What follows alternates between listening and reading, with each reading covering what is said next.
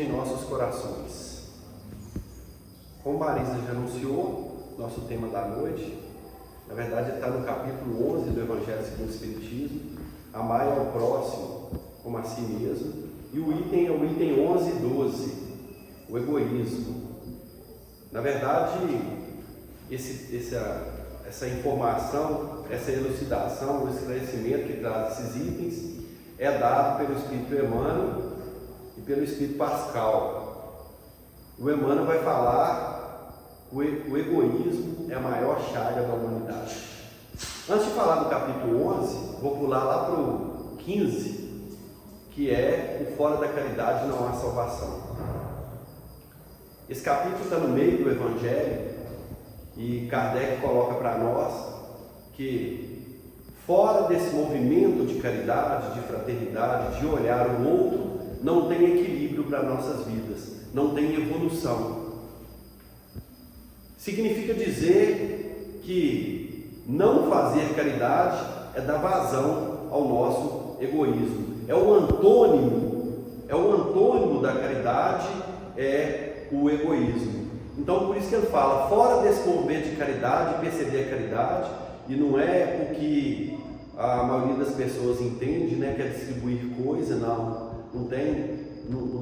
guarda relação específica com isso, não. Pode até ser, mas está muito além disso. É a caridade, como entendi Jesus, que é narrada e ensinada lá na questão 886 do Livro dos Espíritos, que vai falar que a benevolência, indulgência e perdão em toda a sua amplitude. Quando você não está envolvido nesse contexto, nesse movimento, você está parado do ponto de vista de humanidade. Por isso que ele vai dizer, fora da caridade não há salvação, que dá até uma conotação quando você fala salvação de céu e de inferno, mas que em verdade não é isso. É para a gente entender, na época foi colocado dessa forma, para que a gente pudesse entender, não entenderíamos de outra forma. Mas fora desse movimento em nós mesmos, de perceber o outro e expandir a nossa consciência no movimento de fraternidade e de estender a mão, a humanidade não evolui. Você não vai evoluir individualmente e na soma das evoluções, a humanidade não evolui fora da caridade. Portanto, por isso Kardec vai falar que pergunta também no livro dos Espíritos, que dos males, ele pergunta qual o mais radical? Qual o mais radical do mal, dos males? E os Espíritos vão dizer assim, eu já tenho dito outras vezes, quase que puxando a orelha de Kardec, eu já falei algumas vezes, eu vou falar de novo. Vai falar que o mais radical, e a pergunta é interessante, porque o mais radical, o que está na raiz, é o egoísmo. Ele vai falar isso, é o mais radical, que produz um mal intenso para a individualidade e produz um mal coletivo também. É que muitos vão chamar de muitos nomes, né? O excesso do instinto de conservação, que na verdade, na infância da humanidade, a gente até tem esse reconhecimento do eu, sem pensar no outro. Nesse instinto de conservação e de reconhecimento de cada um e de cada individualidade. É fácil entender isso, porque quando você tem um recém-nascido, uma criança, ela não começa descobrindo ela própria. Não é assim? Ela pega a mão assim, ela olha com a mão dela, ela chupa o pé dela, não é assim? Ela está descobrindo o próprio corpo, tudo é para ela, o peito da mãe é para ela, tudo é dela. E quando ela começa nesse movimento também, ela tem dificuldade até de repartir as coisas, porque ela vai se assenhoreando das coisas que são dela e dela própria. Então isso é para a infância da humanidade, é para a infância, mas nós não estamos na infância da humanidade mais, a gente não está. Então esse reconhecimento do próprio eu, na perspectiva de que eu primeiro, depois o outro, é que nós chamamos de egoísmo, e que vai vir com um monte de nome, e é isso que gera mazela para a sociedade, que vai gerar a sua, porque fora da caridade não tem movimento de evolução, não tem felicidade fora da caridade, como entendia Jesus, na benevolência, na indulgência e no perdão. Como não tem, e se você está nesse movimento egoístico, às vezes disfarçado, porque o egoísmo é danado, gente. Nossa, se ele estiver aqui, ele fica verde igual esse chão. Se ele for para a parede branca ali, ele fica branco. Se ele sentar na cadeira, ele fica azul. É um camaleão. O egoísmo é um camaleão que você não vê ele domingo. Você não vê, e ele vai sendo representado nas atitudes suas no dia a dia. E que ninguém vê, e todo mundo acha que é normal, que é absolutamente normal. Os indianos chamam de heresia da separatividade, porque é uma heresia a separatividade, ao que o livro dos Espíritos, lá nas leis morais, é o terceiro livro, nós vamos encontrar lá a lei de sociedade, fala assim, olha, você tem seu esforço individual, mas sem o movimento social, sem o amparo social, não tem evolução, você não progride. Se você não reconhecer o outro como ser humano, entender que você está nesse cordão que nós falamos ontem no estudo, né? Esse cordão de pérola. Se você não entender que você está nesse cordão de pérola aí, e que, portanto, ninguém está separado e todo mundo está unido, apesar de cada um conservar a sua individualidade, você está na contramão da direção da lei divina. Por isso que chama de heresia, porque é uma heresia a separatividade. Quanto mais você entender esse uno, melhor é, e menos egoísta você é, porque no colar de pérola lá, você se identifica como uma pérola absolutamente importante, filha de Deus, com todas as suas perspectivas de crescimento, e o outro é uma pérola também, e o fio, o cordão, ele está no meio, unindo todo mundo, não está, gente? No colar de pérola, esse cordão que passa, unindo todo mundo, porque se a pérola soltar, ela não é mais um colar de pérola.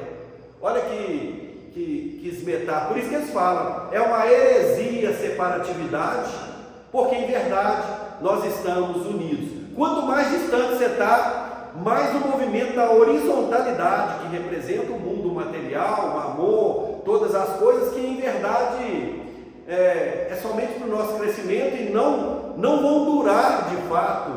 Quanto mais na horizontalidade, quanto mais próximo do outro você está, no dia a dia, quanto mais a gente está percebendo o outro, percebendo a dor do outro, chamada empatia, que está muito em moda essa palavra, mas que a rigor, a gente não exerce essa empatia, nem uma escuta empática. Não temos, a gente fala, você tem que ter uma escuta empática. A pessoa começa a falar, cara, você já começa a elaborar a resposta, principalmente os advogados. Você já começa a elaborar a resposta. Aí você dá a resposta imediata para ela. Isso não é empatia. Você vomita quase toda a sua percepção, seus dogmas intelectuais em cima dela para dar uma resposta racional, vem convencê-la no raciocínio, ou fazê-la ir para aqui ou para acolá. Mas não para, não sente, não fecha o olho, não dá um tempo para poder sentir a perspectiva dela e a dor dela. Você ter uma escuta mais acertada. Isso é perceber o outro. Isso aí é perceber. Por isso que eles falam heresia, separatividade, Kardec, lei de sociedade. Quando ele fala de lei, ele está falando é lei natural. Se você não sentir o outro, não perceber o outro, não fazer treinamento dentro da sua própria casa, com aquele que convive com você está nesse movimento de egoísmo, que é a maior chaga da humanidade. É aquele que racha a humanidade, é aquele que gera dificuldade aqui e acolá. Não, mas está gerando só dificuldade para mim? Não, está gerando para a humanidade inteira, todinha, porque seu pensamento e suas vibrações tem cheiro, tem cor, tem peso, e isso é cientificamente provado. Um movimento de ciência social, é claro, e também biológicas, isso é provado. Tem essas vibrações que emanam de nós, vai repercutir em outro, e vai fazer o quê? Guerra, lá, aqui e acolá. Não, gente, o pessoal está guerreando até hoje, tem tanto tempo, e você guerreando dentro da sua casa, você guerreando dentro do ambiente de trabalho, até hoje, gerando repercussão, como uma pedra que você joga na água e gera aquela onda. É isso aí. Nós contamos aqui, né, que o camarada assistindo a reportagem, e aí vê lá e tal, e falando da guerra, que já dura 4 anos, a guerra na Ucrânia, e a Rússia e tal, que trem todo. Ele desligou a televisão, bruto, chateado, falou, quer saber? Vou acabar com essa guerra agora, Agora, saiu, foi lá na estante, pegou o celular dele, ligou para o irmão dele, falou: ô meu irmão, tem 4 anos que nós estamos de mal, liguei para te pedir perdão. É assim. O pensamento é esse, porque é uma heresia a separatividade. Esse excesso do instinto de conservação que nós praticamos. Você quer ver uma coisa? Quando fala, por exemplo, e falou outro dia aí, né? Temos um problema aí, vai faltar arroz. O que vocês fazem, gente? O que a gente faz? Hã? Vai lá e compra tudo. Compra tudo para estocar, porque faltar arroz eu morro comigo. Compra tudo para estocar, é isso. Você não percebe isso, porque ele é um camaleão. Você tem que ter muita atenção. É o que Platão fala, né? É mais fácil você pegar um ser humano, começar do zero ali um ser humano e construir uma nave para chegar na Lua, de que construir alguma coisa começando do zero para entrar dentro da sua própria intimidade, chegar no seu coração, produzir o autoconhecimento. É mais fácil fazer alguma coisa de fora, do zero, que vai chegar na Lua, do que chegar dentro da sua intimidade. Então você vai vivendo um movimento egoísta, aqui e acolá, achando que não está incomodando ninguém, que não está fazendo ninguém, e sendo absolutamente radical. Tudo que falta para o outro, aqui e acolá, é fruto do nosso egoísmo. Do nosso. Por que os espíritos superiores, que não têm mais, vamos dizer assim, compromissos kármicos com a Terra, reencarnam novamente? Essa é uma quantidade, um movimento egoístico nosso aqui tremendo, vem eles aqui se dar em holocausto, geralmente cedendo de tudo quanto é maneira, cede de tudo quanto é jeito, e a gente fica absolutamente impactado com as atitudes dele, atitudes humanas, e a gente fica impactado, porque, né, quando a virtude está escasseada, né, a gente choca quando alguém apresenta alguma virtude. Outro dia eu estava vendo um vídeo que mandaram para mim lá de uma partida de tênis. Aí era uma tenista famosa, sabe, super famosa mesmo, estava cheio o estádio lá, tudo muito bonito, né, aquele brilho danado. Aí quando ela foi arremessar a bolinha, a menina que estava cuidando lá da bandeirinha e tal, passou mal, tonteou. Vocês viram isso ou não? Tonteou tal, e começou a cair. Ela foi, deixou a raquete lá e correu e pegou a menina, levou lá no socorro e tal. O estádio inteiro levantou e aplaudiu. Uai, engraçado, mal. Quando alguém está passando mal perto de você, um ser humano não acode, não? Isso não deveria ser normal? Isso não deveria ser uma atitude normal? Natural? Não é uma obrigação fazer isso, acudir o ser humano? Por que nós achamos? Porque é uma raridade? Ou porque ela é estrela? Não entendi isso. Então é o Rui Barbosa, né? Quando a virtude está escasseada, todo mundo choca quando alguém mostra qualquer tipo de virtude. Então nós não estamos identificando o outro, porque o egoísmo olha para ele sempre primeiro. Farinha pouca, meu pirão primeiro. Se der certo, dá para os outros, mas eu vou cuidar de mim primeiro. E o movimento não é esse. O movimento não é esse, não. Porque se uma pessoa sofre, todo mundo deveria sofrer. Não é? Já diria a filósofa Marília Mendonça, né? Ninguém vai sofrer sozinho, né? Todo mundo vai sofrer. Porque de fato é. Se tem um sofrendo na Terra, e por isso que os espíritos superiores, eles continuam, porque é isso mesmo, a dor do outro precisa ser a nossa dor. É isso, gente, é desse jeito, e tudo tem repercussão no tempo e no espaço, nós podemos ter certeza disso, não adianta. Nós estamos estudando aqui a obra Nosso Lar, que eu convido vocês para, é a Nosso Lar, depois nós vamos mensageiro e seguir adiante. Nós estamos no capítulo 35, que é um capítulo muito interessante, que ele fala o título dele é Encontro Singular. Ele fala do encontro do espírito André Luiz na colônia Nosso Lar, depois de assistir um socorro dos samaritanos. Ele fica impressionado com que os socorristas, como se fosse o SAMU, ia no umbral, socorria e trazia para o hospital do Nosso Lar e tal. Depois de assistir a esse encontro, ele está lá assim de bobeira, olhando as coisas e tal. Aí de repente ele vem chegando um samaritano lá. Aí Elói, o samaritano, era o senhor Silveira.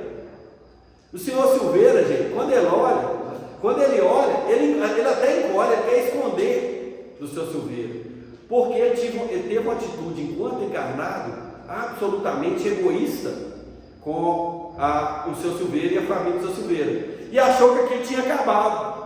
Mas não acaba, porque as circunstâncias da vida, né, vai unindo a gente para a gente ajustar as nossas contas, para a gente aplacar a nossa consciência. E é por isso que Jesus ensina, né, reconciliar com o seu adversário enquanto estás a caminho, para que ele não te entregue ao juiz, que o juiz não te entregue ao ministro da justiça. De lá não saireis enquanto não tiver pago o último centil, que isso é metáfora, isso é simbologia. O peso da sua consciência, o que está com a lei divina, esse movimento do cordão, ele é todo legítimo. Esse colar de pérola, que Emmanuel vai falar assim, urge recompor os elos sagrados. Os elos são sagrados, a ligação entre nós todos, de todos os elos. Ele vai falar, é urgente recompor os elos sagrados. Se a gente não recompor, está quebrado o elo. Nós estamos apartados da lei divina. E se você está apartado, você não vive bem, você não é feliz. Diria Kardec, no capítulo 15, fora desse movimento de amor, você não caminha, você não progride, porque é isso que te faz realizar, porque cada um dá aquilo que é proposta para ele nesse reino. Não é assim, gente? A pedra não se realiza sendo pedra, e a gente não usa ela como mineral, para a água. Qual que é a função dela? Ser pedra, ser duro, diamante. Todos os minerais não se realizam sendo mineral, aí o petróleo que está lá, que você tira e que serve à humanidade. Tudo é movimento de expansão e realização daquilo que ele vem fazer aqui. Não é assim, gente? A planta não se realiza sendo planta. E como que ela se realiza sendo planta? Fazendo fotossíntese. Fundamental, anos iniciais, anos finais, né? Antigo Fundamental 2. Ela extrai a seiva da terra, não é assim? E ela absorve o quê? E solta o que para nós? Oxigênio. Ela é movimento de expansão, não é de egoísmo. O mineral, a água, não é movimento de expansão, ela se doa para nós o tempo inteiro. Olha só a natureza mostrando.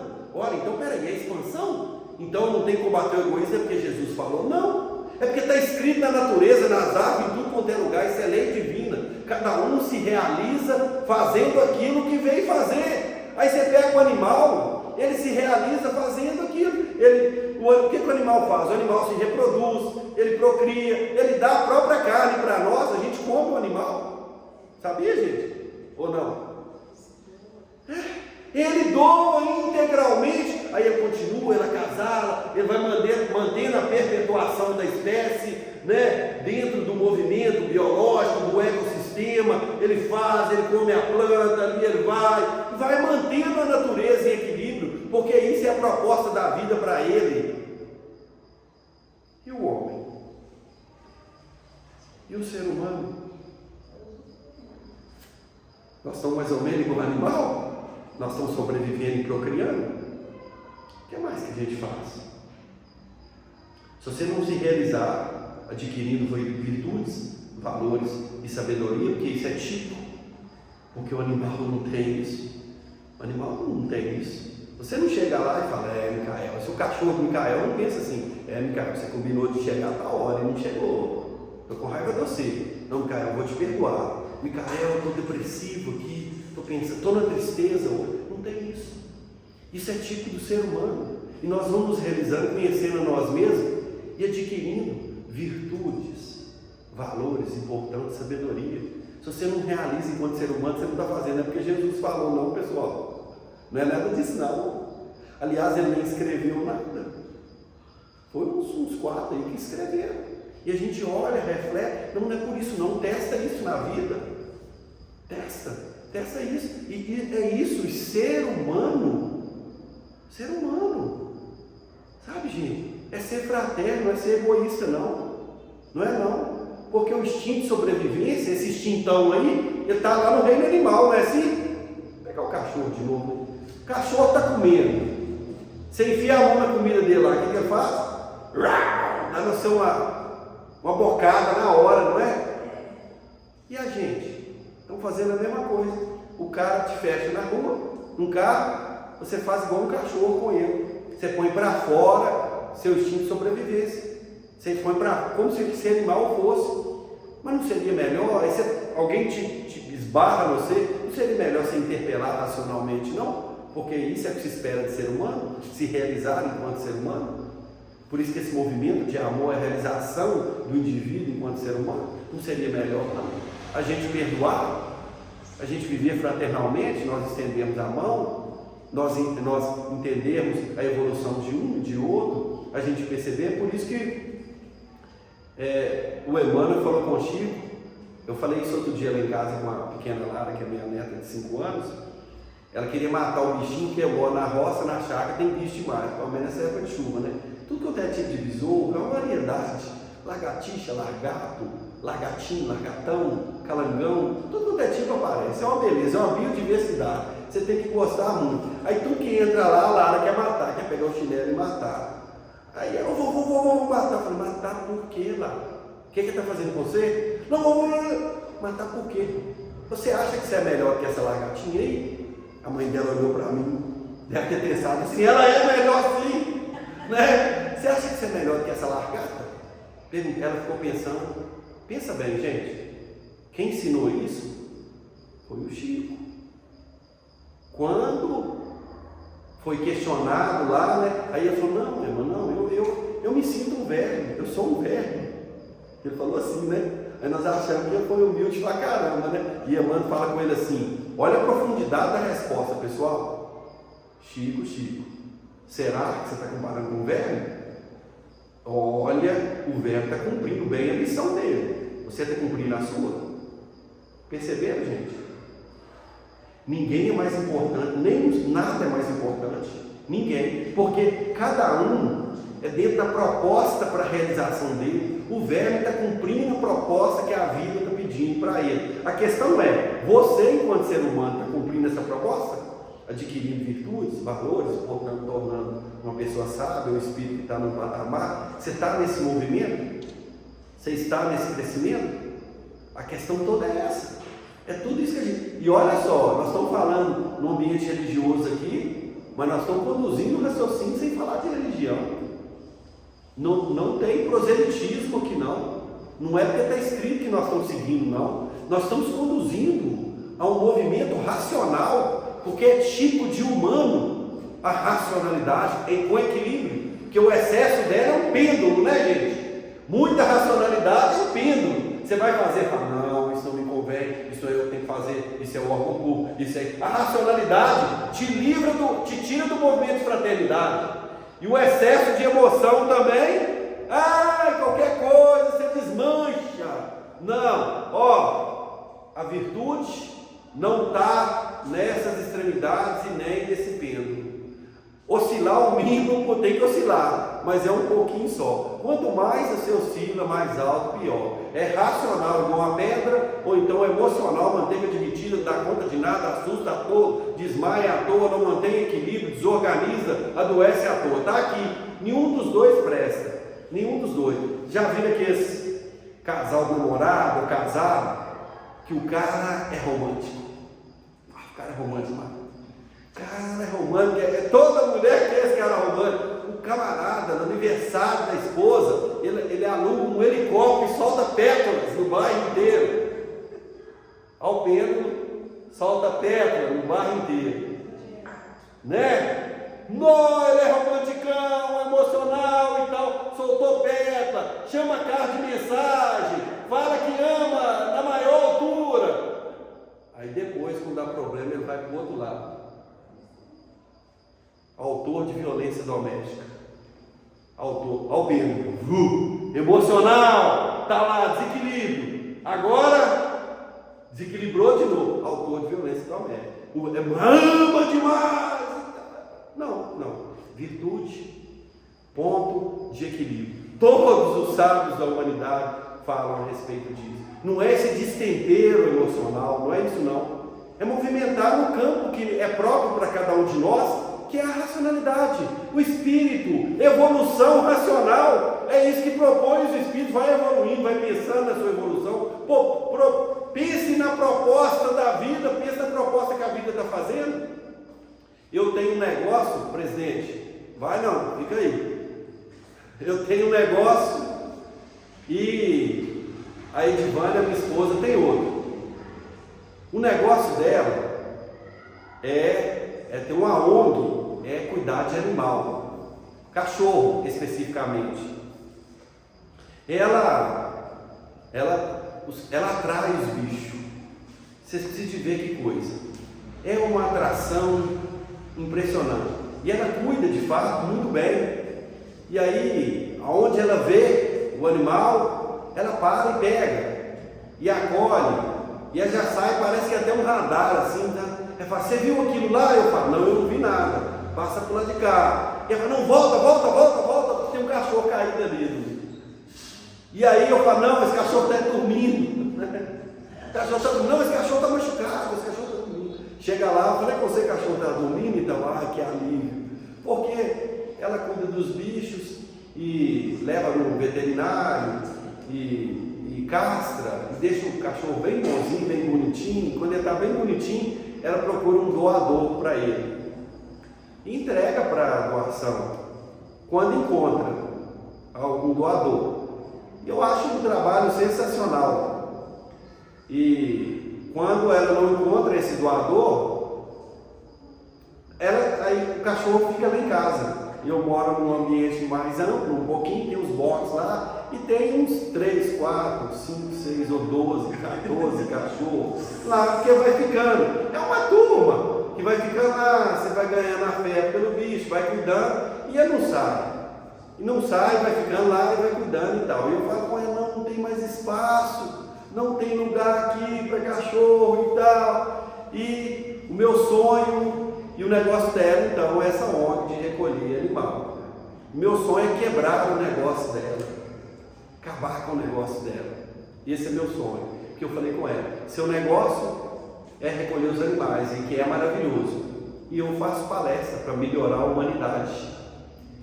E aí meu sonho é quebrar o seu negócio, porque eu vou falando do bem, vou falando do que é justo, vou falando do evangelho, aí a humanidade recepciona, e porque essa pessoa é humana, ela sente a dor do outro, ninguém vai passar em cima do cachorro e vai deixar ele, vai embora, ninguém vai fazer isso não. Eu moro no apartamento, não vou levar não, obrigação sua enquanto ser humano, acolher, ninguém vai fazer isso, ninguém. Então eu falo com ela, eu quero quebrar o seu negócio, quebrar à medida que as pessoas se sentem seres humanos e vão agir como ser humano. Não vai ver o bicho caindo, morrendo ali, vai passar e vai olhar para o outro lado. Não, vai lá, eu não tenho condição. Você dá um jeito, você tem condição. A dor do animal precisa te mobilizar no movimento de misericórdia. A miséria dele tem que atingir sua corda, seu coração. Então, falei para minha filha, se o ser humano, fosse espiritualizado, fosse fraterno de fato, não ia ter cachorro na rua, e nós ia quebrar o seu negócio. Por isso que eu estou lutando para te quebrar, para não ter pessoas que recolhem cachorro na rua, porque não vai ter cachorro na rua. Então eu faço palestra para falar que é bom ser bom, para falar que é melhor ser caridoso, é melhor perdoar, para falar, experimenta isso na sua vida. É melhor importar com as pessoas, com os seres humanos, com os animais, importar com a árvore, importar com o planeta. É muito melhor fazer isso, porque aí nós vamos acabar com um monte de mazela que tem ao nosso redor. Faz sentido, não faz, gente?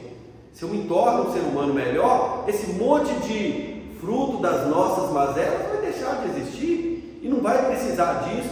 Então, aonde que a gente tem que trabalhar? São com as almas, é o ser humano. Não estou falando contra, nós estamos num momento, que a gente precisa, porque as almas não perceberam, nós estamos ainda enraigados no nosso egoísmo. A gente está muito enraigado nele, não percebendo, ele camufla até da gente mesmo, porque nós achamos que somos fraternos e caridosos, né, Maria? A gente acha que eu sou uma pessoa boa, eu sou uma pessoa. Como? Vai estudar de fato o que é bondade.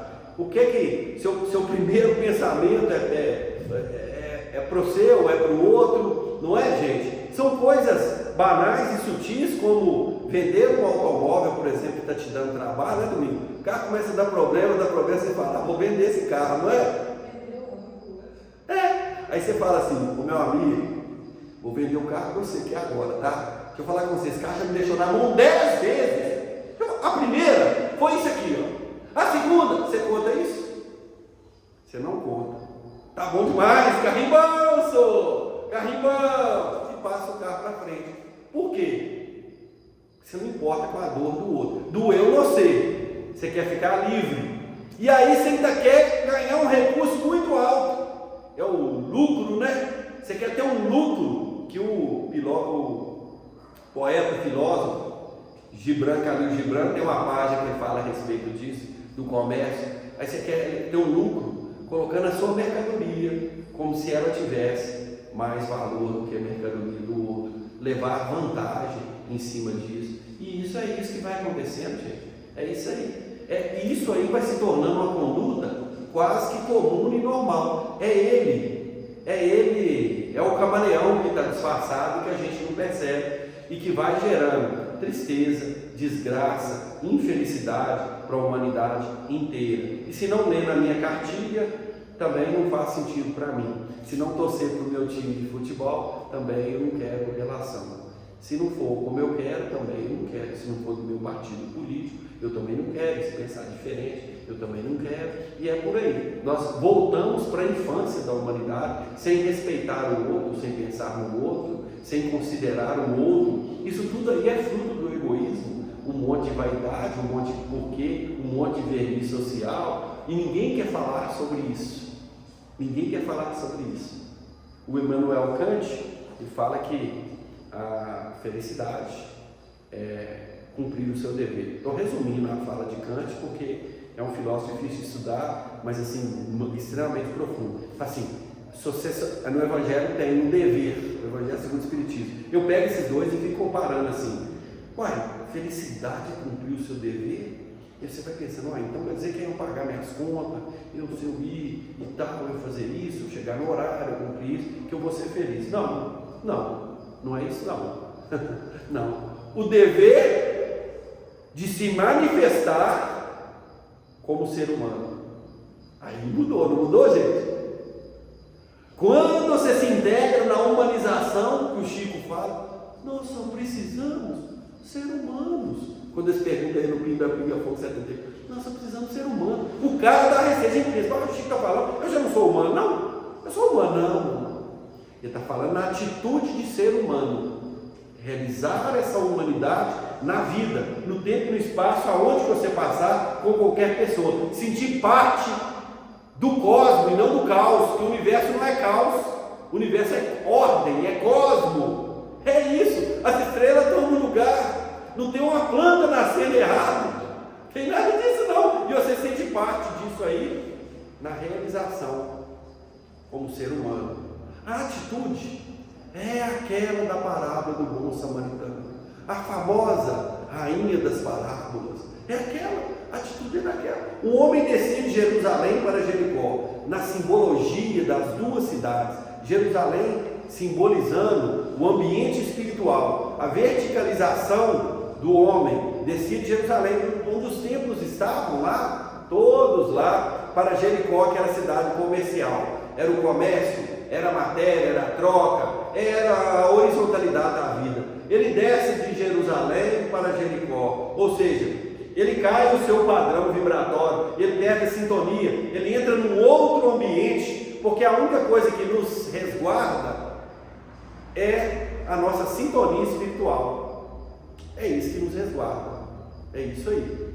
É com quem que nós relacionamos o pensamento que permeia a nossa mente diuturnamente, na linguagem do Espírito André Luiz, seu pensamento central que movimenta a sua mente. O que você pensa diariamente na sua realização, o que é, o que te move, qual que é o propósito da sua vida, qual é a proposta da sua vida, se não essa realização enquanto ser humano. O que é, se ela ficar vinculada a coisas, você está mais ou menos enrolado, porque coisa nenhuma é sua, e você não não vai fazer a passagem com coisa nenhuma, nem pessoa nenhuma, nem nada. Você de fato só se realiza o que você leva, que é leve e que é seu mesmo, são os valores, a fraternidade, o amor, a concórdia, o perdão, que é esse movimento de sabedoria, de conhecer e colocar a serviço do bem. E quando você sai de um movimento que pode cair, porque a vida é isso mesmo, apresenta uma proposta, você cai seu padrão vibratório, porque nós somos frágeis. Você está indo muito bem, de repente você despenca todo. É assim mesmo. Evolução não faz só com acerto, ela faz com erro e com acerto. Nosso negócio é sacudir o poeira e levantar rapidamente. Cai em poder do ladrão, dos salteadores, que espanca ele, que também é simbologia. Estava respondendo uma pergunta, né? A parábola é perfeita, ela é extraordinária, ela é roteiro de vida para nós. Aí ele fica lá semi-morto, porque é assim que a gente fica, quando baixa o nosso padrão vibratório. A gente perde vida, por isso que Jesus falou: olha, eu estou aqui e eu vim para que tenham vida, e vida em abundância. Se você não tiver na conexão com as mensagens do Evangelho, com o Cristo, você perde vida. Os que andam vivem, os demais são mortos que caminham. A gente pode estar caminhando morto, porque não está vivendo a essência da vida, a sua natureza. A gente não está vivendo nossa natureza divina, né? Centelha divina que está em nós, na nossa essência. Na história dos dois monges, dos dois aprendizes, na beirada do rio, pescando, olhando. Aí um olha lá, um caranguejão afogando. Ele vai lá e salva o caranguejo, o caranguejo, dá nele uma. Aí ele põe o caranguejo volta para a água de novo. Ele vai e salva o caranguejo, o outro olhando para ele. Ele salva o caranguejo, coloca o caranguejo na margem, na segunda vez o caranguejo dá outra nele, o caranguejo vai para a água de novo. E aí o outro: não estou te entendendo, você vai tomar 3 pregadas de caranguejo? Não estou te entendendo, isso não é burrice não? Que coisa mais tola o negócio dele. E ele fala: não, eu vou te explicar. Cada um vive conforme a sua natureza. A natureza dele é picar, agredir, que é a natureza dele. A minha é salvar, a minha é agir de bondade. Nós estamos para isso, para fazer realizar a nossa natureza, gente. Ora, é isso, fazer realizar, num esforço, num pensamento muito a miúde, numa conexão com o alto, com o divino, uma coisa muito particular sua e com o divino. Mas nós estamos aqui para fazer essa realização dentro da proposta que a vida coloca para cada um de nós, onde nós fomos situados. E aí vem primeiro o que era obrigado pela lei, que era o padre, era o religioso, que chega e olha, deve ter feito até o nome do pai, não, será, já está morto, e passa. Esse é o verniz da sociedade, é isso que acontece com a gente. Você vê a mazela, você vê a miséria e não interfere. Nós estamos muito mais representados por esse sacerdote, e logo em seguida o levita, que também era obrigado, um conhecedor intelectual, o cara escreve, está vivendo dentro ali do ambiente religioso, conhece bastante. Eu acho que ele deve ter só balançado dele, cara, e falar assim: oi, tudo bem? Como é que você está? A situação dele está crítica, não vou dar conta de levar ele aqui não. Então raciocinou muito, ele está lá naquele pêndulo do extremamente racional, sabe? Raciocinou muito e foi embora. E diz Jesus. Aí vem um desacreditado, vem um que ninguém dá nada por ele, e é o samaritano. O samaritano nem vai em Jerusalém, ele nem. Isso é uma pessoa que não vale nada mesmo. Aí se você estiver passando, a gente vira até as costas. Se ninguém pegou, ainda mal você é samaritano que vai pegar, né? E é isso, são essas simbologias que o Cristo usa. E o samaritano, aí é completo, gente. O samaritano, olha, deve ter conversado com você: como é que você chama? E ele nem balbuciou, né? Ele não estava conseguindo nem falar, que estava semi-morto. E olha para ele, passa azeite nas feridas dele, faz os primeiros socorros ali, pega o sujeito, joga ele no cavalo, no camelo, não quer nem saber que bicho que é. Não quer, eu só sei que ele socorreu ele, podia ser até numa moto naquela época. Se fosse contar a parábola hoje, ia falar que pôs num carro, ou chamou o SAMU, se fosse contar hoje, porque é elementos da natureza da época. Colocou ele no bicho, jogou lá, chegou na hospedaria. Esse aqui meu amigo aqui, eu encontrei ele assim, já fiz isso assim, sensado, ele não está bom, ele precisa de repouso e tal. Eu deixei ele aqui, estou pagando tantas diárias, mas eu estou indo lá e volto, tá? Se precisar de mais diária, eu pago. Aí Jesus pergunta, né? Na sua visão, quem que é o próximo? Porque a pergunta era essa: quem que é o próximo? E ele vai dizer: aquele que usou de misericórdia para comigo. Mas ninguém, você não precisa ter nome, não precisa de nada. Você tem que usar a misericórdia. Seu olhar tem que se condoer com a miséria do outro.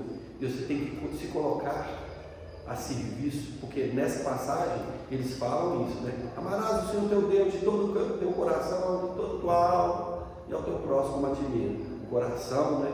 Que é esse movimento de razão e sentimento, que é o equilíbrio entre os dois. Toda a sua alma é a alma encarnada mesmo. É você colocar à disposição agora do jeito que você é, e sua força. A força é o recurso que você tem, é o dinheiro que você tem para fazer, é sua força. É isso que ele está perguntando. O próximo é quem faz isso em benefício do outro. Ele não tem nome, ele não tem nada, ele só é o próximo. Aquele que a miséria do outro movimentou o seu coração na direção dele. É isso aí, gente. É isso aí que a gente precisa de fazer, dia após dia, esse movimento empático, de conhecer, de entender, de vibrar pelo outro, de perdoar a cada vez que a gente tiver de perdoar, entender que a gente erra e a gente precisa do perdão também o tempo inteiro. Combater egoísmo é tudo isso aí, tudo isso, tudo. O egoísmo, na verdade, ele tem nos movimentado, sabe, gente? Então, por isso que dos males, diz Kardec, é o mais radical, o egoísmo, que a gente tem que virar todas as nossas flechas contra ele, combater dia após dia, todo dia é assim. Quando você acorda, você já começa a combater egoísmo. Até nossas preces são egoístas, né? Até a prece, eu vou pedir para o meu cachorro, vou pedir para a mamãe, para o papai, vou pedir para não sei quem, e esquece do resto do povo, né? Mais fácil pedir para a humanidade inteira, né? Pede para a humanidade toda, Nós queremos beneficiar nós e os que estão mais perto de nós, sem pensar na humanidade toda, no reflexo de nós mesmos, que é a humanidade toda. É um movimento egoístico tremendo. Até para pedir, para falar com Deus, a gente fala egoisticamente, né?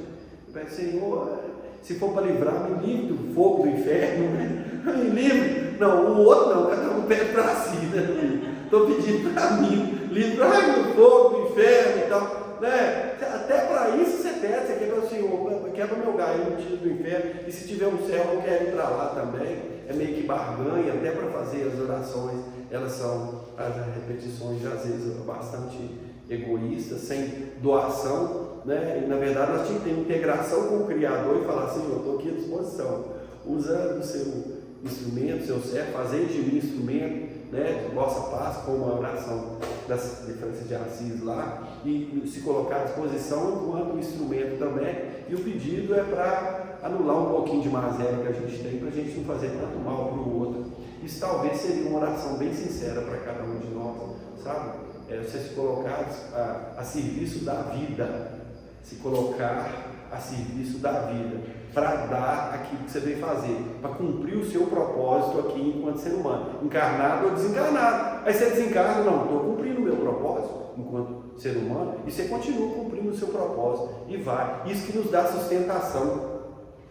Por isso Kardec fala lá, na forma da felicidade, você teria uma forma mais comum, né, mais prática da felicidade, e os Espíritos vão responder: do ponto de vista material, é a posse do necessário. Para você viver com dignidade, só o necessário. Porque quando você passa do necessário, é movimento egoístico. Você começa a gerar desgraça para o outro. Por isso que Sócrates passava: eu adoro vir na feira, olhar todo mundo vendendo, o tanto de coisa, porque eu fico observando assim, o tanto de quinquilharia, que eu já não preciso mais. Não me atrai, eu só gosto de ver, mas não me atrai, não quero não. É isso. Do ponto de vista material, é a posse do necessário. Se a gente vive com o necessário, toda vez que você cria o supérfluo, você vai criando algum probleminha para você e, consequentemente, para a humanidade inteira. Se a gente vive com aquilo que é necessário, aí sim, aí nós estamos equilibrados. Do ponto de vista material, é a posse do necessário. E o que é necessário, segundo o Espírito Emmanuel? Aquilo que a gente dá utilidade. Se você não der utilidade, não é necessário, e portanto você está perdendo o seu tempo e gerando desgraça para você e para a humanidade, que está perguntando a forma da felicidade. E completa aí: do ponto de vista espiritual, é a consciência tranquila e a fé no futuro. O Espírito André Luiz não estava com consciência tranquila quando encontrou com o seu Silveira. E a fé no futuro. A fé no futuro é a perspectiva forte na sua intimidade. Não é crença. Crença é acreditar e é cognitivo. É estar dentro de você a consciência da imortalidade. Isso é fé no futuro. Consciência de imortalidade. Não é eu acredito, não. A consciência viva da imortalidade em qualquer momento. Isso é a fidelidade. Isso é a fé no futuro. Do ponto de vista material, a posse do necessário. Do ponto de vista espiritual, a consciência tranquila e a fé no futuro. Jesus nos abençoe e nos ampare.